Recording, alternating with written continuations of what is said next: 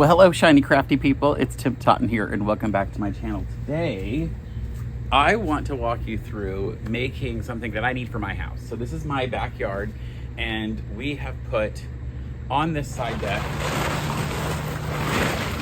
a TV on a nice rolling cart. And we don't want to have to roll it in the house every single time. It might be a little bit of weather because it's really not, it's not exposed if I make a nice cover for it. So I'm going to make a nice cover for this so that it can still easily roll around, and then we can enjoy it out on our deck in Florida when it's not 99 degrees. So join me. I'm going to show you what it takes to put this together. All right, so I've got to definitely make some measurements of this television, and I'll cut to a close-up so you can see what I've drawn out. But I have to know a couple of things about this TV. Specifically, I need to know how wide it is, but not just wide this way, how wide I need it to be in this depth, because there is depth to it here. So I can't just make something that, I can't just double the size of the width because it won't properly go around. It needs to be able to expand forward and back. And I don't want it to be a super tight cover. I want it to fit nicely on the corners, but I want to give it plenty of room to billow out a little bit to cover, because I might put some equipment down here at some point. And so I want to make sure, and I'm going to make sure it drops pretty low, not all the way to the ground, but maybe close to the top of those wheels, just so everything stays connected. So I'm going to make some measurements on this TV for that purpose. So I've just drawn out the ugliest little version of this TV so far, and I'm going to take some measurements.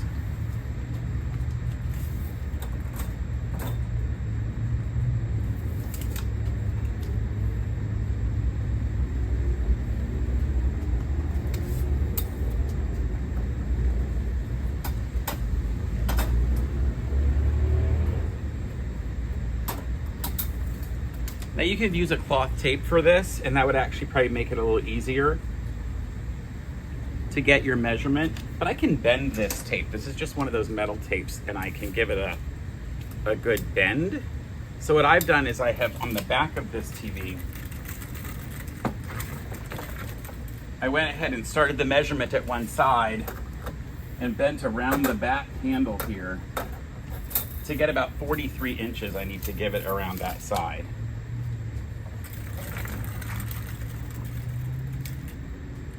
So I'm gonna make sure that the front top here is at 39 inches wide for this TV. And that'll give about a ½ inch on each of these corners for it to go down. And then on the back side, I'll give it 43 inches. And I'm gonna make a tuck here at the top, and so that it'll have basically a pleat. And I'll show you what that looks like. Then I gotta figure out how tall I want this entire thing to be.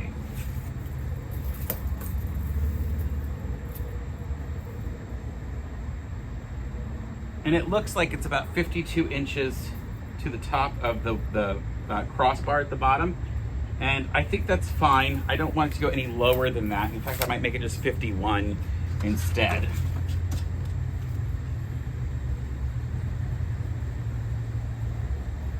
All right, I have all of my measurements done for this.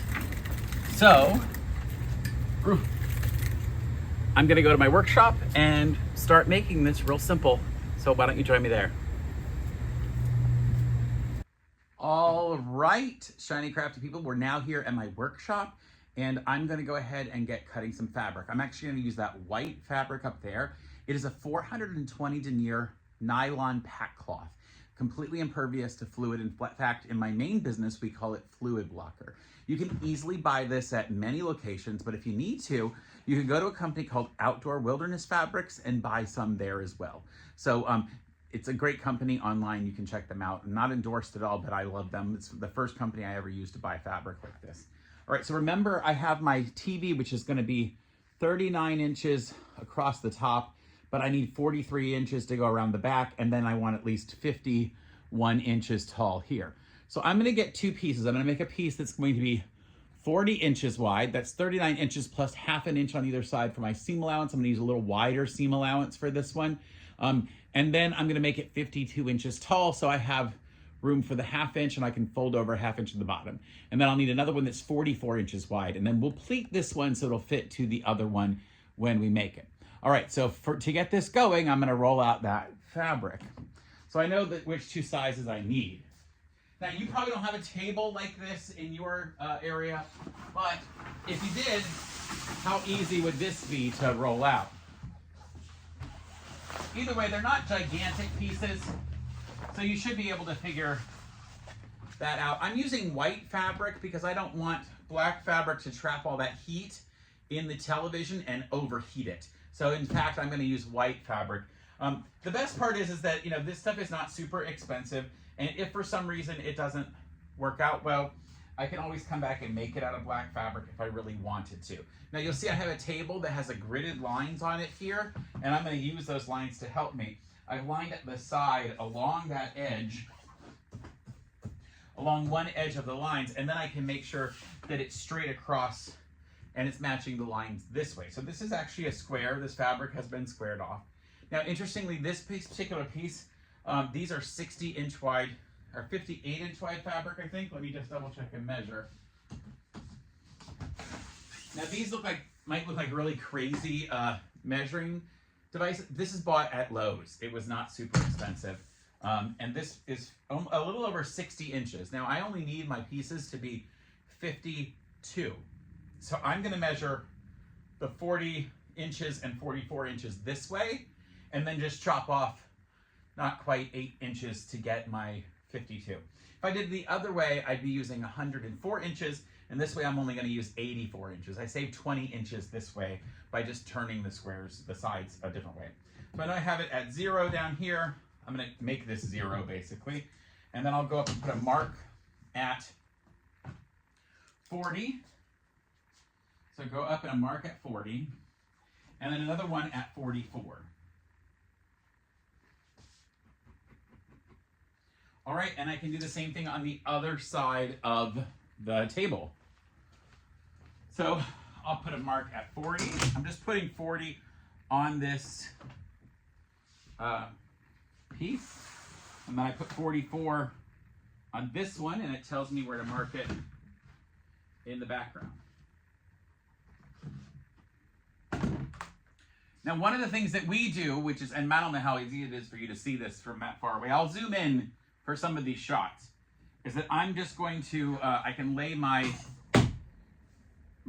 metal measuring tape across and line it up on either of those, and then we just take these clamps that we also buy at the hardware store and put them across. So the clamp is super fun because it allows us to pinch here and open that up, and then this trigger ratchets it down. And because our table has a certain amount of thickness but off to the side, I can put it down, and that holds that in place. And now I just need a rotary cutter to run alongside of it. So I get my my nice rotary cutter. And because this straight edge is held down by those clamps, then it's really easy just to cut straight across. Now that may not be what works for you. You may have to figure this out another way. Now remember, I still have to cut this to the right measurement later, so I have to be careful that I don't do anything to it until I cut the right other measurement. I've only cut one measurement so far. And then I'll just lift this up and pull my fabric through some more till I get it down to the right spot.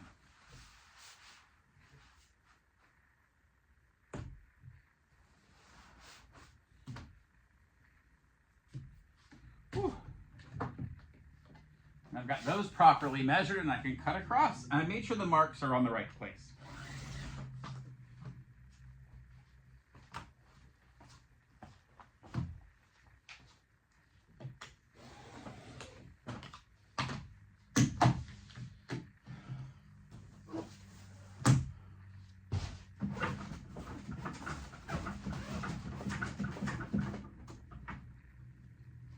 All right, the last thing to do is to make sure I've got it measured properly in the opposite direction.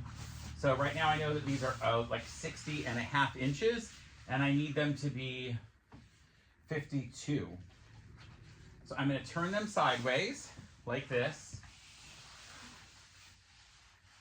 And I will put my mark, use this, I gotta take this thing off. Here's one of the fun things I've learned. You can kind of wiggle it out from underneath there. I have my pen, which I have hidden off the other side.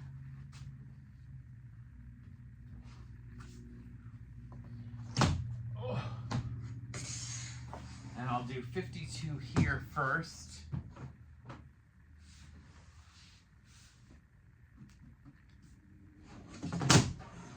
And then 52 on the other side. I know I'm bouncing around a lot, but it seems to work. Keep those lined up, straight edge down below.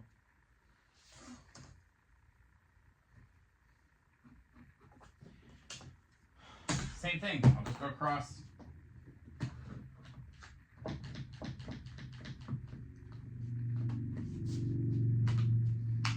Gotta have the cutters.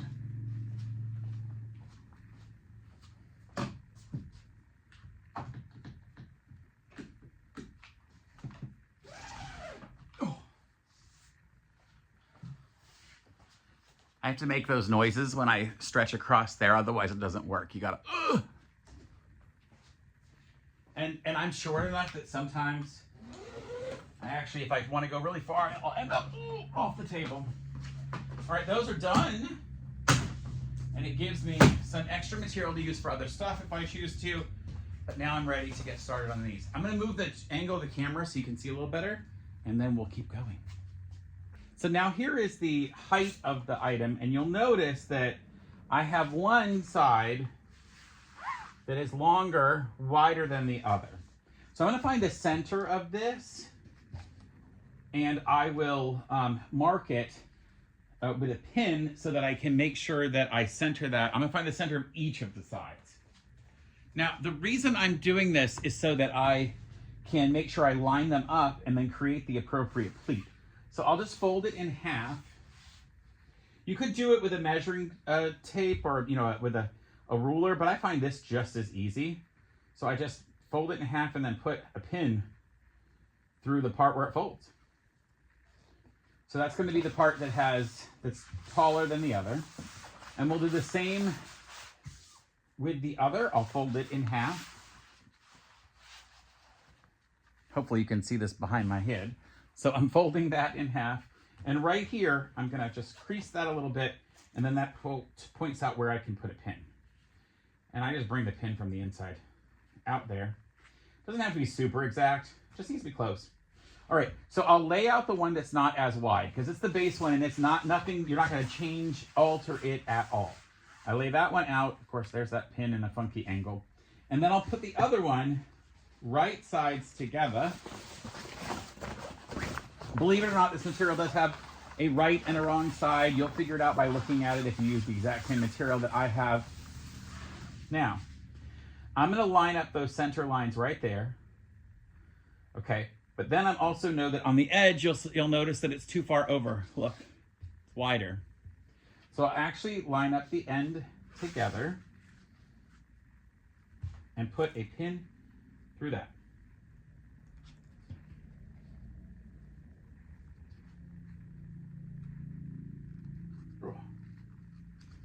All right, those are pinned together.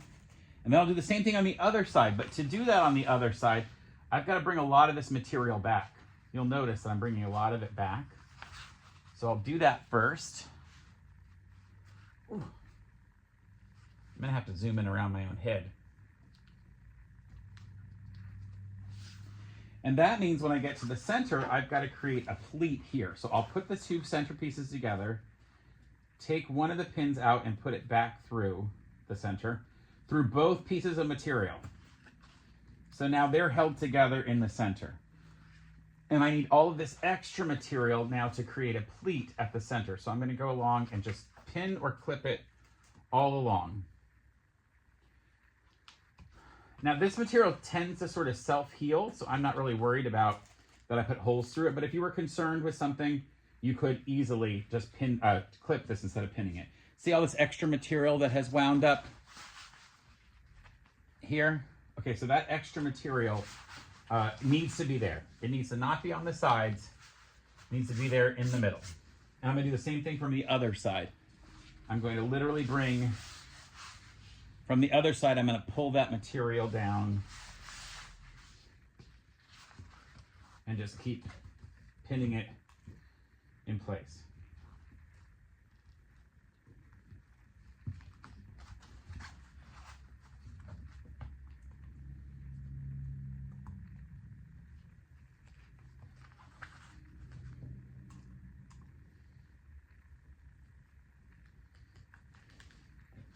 Now here at the center, where we've done that, we need to create our pleat. What I like to do is just go ahead and bring it all the way up to the top here.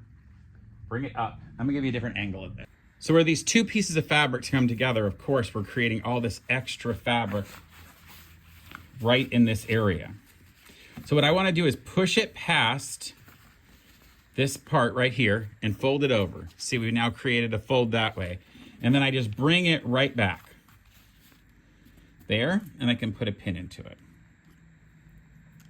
This is going to be on the back of the television, so it's really not going to be seen by anybody, but it's allowing us to get 4 extra inches of material. Same thing, I go on that end. I keep flattening it out toward the center. This is the center. This white pin right here is the center. I keep flattening it back until it just folds everything over that center piece, right? And then I just fold it back. So now what I've done is created a box pleat right here on the edge. It's created a pleat there, and everything else is going to be flattened out.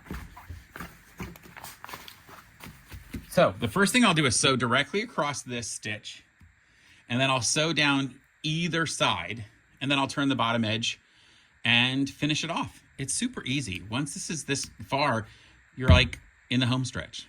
Let's go to the sewing machine. So I am here at the machine. I'm gonna get all of this fabric laid out. And what I'm gonna do is set my machine. I'm using black thread because I want you to see the stitches. Normally I wouldn't do that if I were making this for something other than a video, but I want you to be able to see. I'm gonna lower my stitch length relatively, not to be a crazy stitch length. And I'm gonna put a guide on my machine for just over 1/4 of an inch or so. You can use whatever guide you particularly want, but that's what I'm gonna use. And then I'm just going to, right here, stitch along and take the pins out as I go. The pins were really just to make sure that I kept this even on the side over here, so I've done that.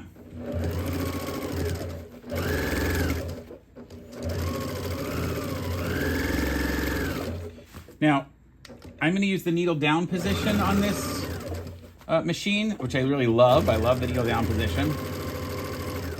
But I'm not really doing any flipping and twisting and spinning. The only part here is where I've got this pleat set in. I got to make sure it really goes in well and it works good. So I'm going to just adjust it and then hold my hand on it because, and you might want to repin this in a different position. Like I might want to come back and repin it from this side, so I don't have to take out any of the pins. This material there's so many layers and it is a lined material. So I'm gonna take out some of the pins as I go through, and I'm gonna really make sure that this gets under here in the right way. Gotta take this other pin out first. I wanted to make sure that that went through without any struggle. And if I've done it right, when I get to the other end, I should have exactly the same amount of material on the top and the bottom. This guide is super helpful. You can get one like this that screws onto your machine, or you might just get a magnetic version. I prefer the one that screws on because I feel like it's just really a lot more secure. The magnetic one can still get bounced around. And on the back there, oh, not too far off on the parts. Then all I have to do is, I'll take the last pin out of this. I'm gonna turn this and sew the two sides, straight down the two sides.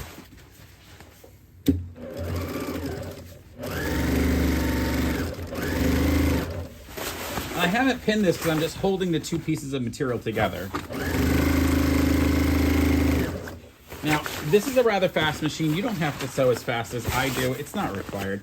If you wanted this to be super waterproof, you could even come back and like glue these seams down if you wanted to. I'm not super worried about that. If we have a really bad rainstorm, we're not leaving this thing out in the rain. In really bad rain, like if there's a hurricane coming, and I live in Florida, so that can happen, I'm gonna make sure that I, bring this thing in. So I'll flip it over and come back.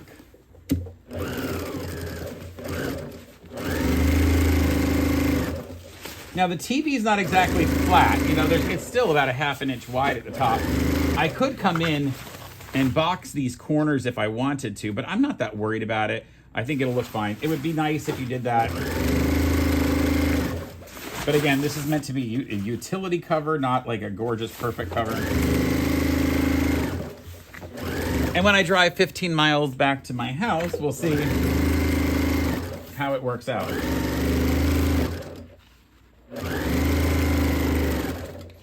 Now, if like mine, yours gets a little bit off in terms of some of these got a little bit off as it went through, you could take this over to the table and just cut that straight again. And in fact, I will do that, but I'm not gonna do it off screen, so you don't have to see it when it happens. All right, I'm back. And the last thing I'm gonna do is I've got this, I just unthreaded my needle.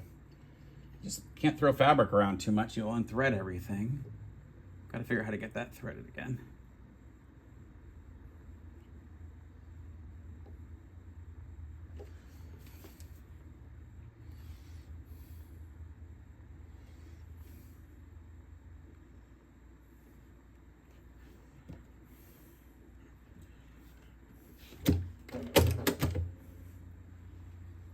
All right, well that took longer than it should have. All right, so I've still got it inside out, so which is good. So I'm gonna just fold my seam at the bottom over and stitch it down, and I'll do that while it's right here at the machine. And I like having the guide still, because I'm gonna start right here at one of the folds and go over and just put it right under. I'll use the width of the pressure foot to be the width of my fold. Now this is not this doesn't need to be precise the way you might do something for a very precise piece of equipment. So I'm not worried. Otherwise I would have measured exactly how tall it needs to be, but I'm fine if this is a 1/4 of an inch shorter than I originally planned, or even a 1/4 of an inch longer. It's not a problem.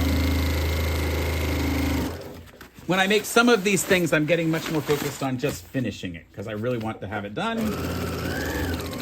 and out of the way. The nice thing about running it right next to the guide is that I know on the other side my stitch is going to be the same. It's going to be the same width all the way around, even if this part here that I fold kind of gets a little bit swirly or gets a little too wide or a little too skinny.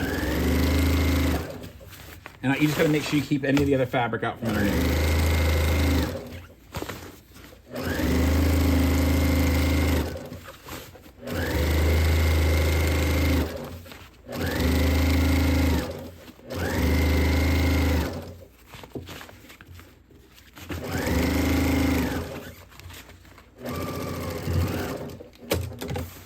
Well, all right, through the magic of YouTube, we're gonna go back to my house and see how it looks on my outdoor TV. All right, well, I am home and I have my cover made here, so we'll see how well it fits. Now remember, on one side I have a pleat added in, and that's gonna go on the back side. So we'll go ahead and put this over the top.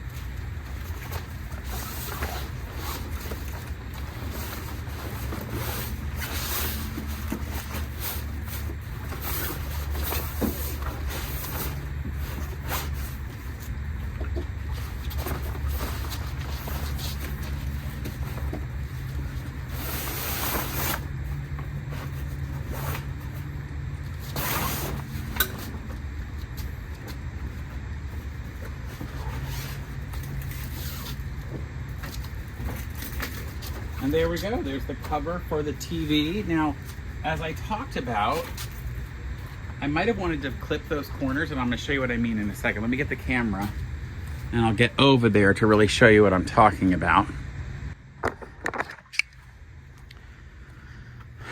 you see the corners kind of point a little bit.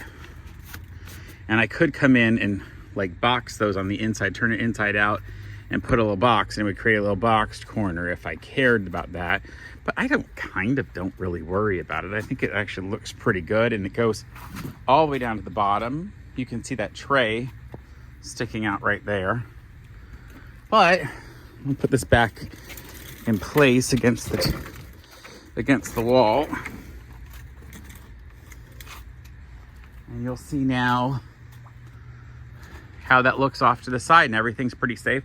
I would probably unplug it when I'm not using it and just put all the cords and everything inside, although there's an outdoor plug and I'm not really worried about it. So we'll put you back on the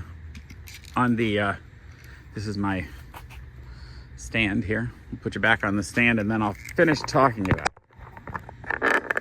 All right, so that's my rolling TV stand cover that I made. I did it in white. I'm not really sure how well this is gonna stand up to the elements, because we do get a lot of like pollen and mildew and other stuff, but we'll just see. It is a completely something I can just take and wash. I can throw in a washer if I want. It's not porous, so detergents won't get inside, but it could wash the outside. So if we get any mildew, I might change it. I did this instead of black fabric because frankly, I don't want this in the sun in Florida to overheat and cook the electronics on the inside. So we'll see how it goes, but I hope you'll tackle projects like this, feel comfortable doing it. And until next time, folks, stay crafty. Bye for now. All right, well, I gotta figure out what's next in the Netflix queue. Ugh, try that again. All right, I gotta figure out what's next in my Netflix. I just can't say it. Maybe we'll just go to Hulu instead.